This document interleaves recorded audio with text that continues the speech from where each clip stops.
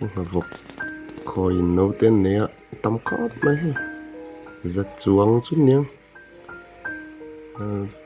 anh đừng bà bè rồi nó mà tại hiện xin aquarium hi anh ti phải đâu phải lúc đó hắn nấu này thì lâu đấy tất cả lâu đã tôi nấu này ngay lâu hay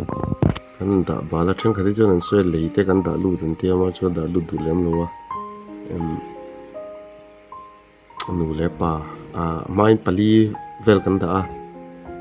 pa hian ching hum zela tang hi ti hian nu nen chuan om hian lo nei ta ni mouth brother kan tiang chi khan nia lo te te tin an huama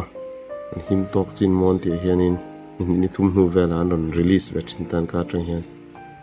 hian tu na mi hi ni li vela upa ni tonga so lai sonin oma nãy đâu vàng hiền mình lão đỡ lấy gà lâu ra là trên lâu ven đâu à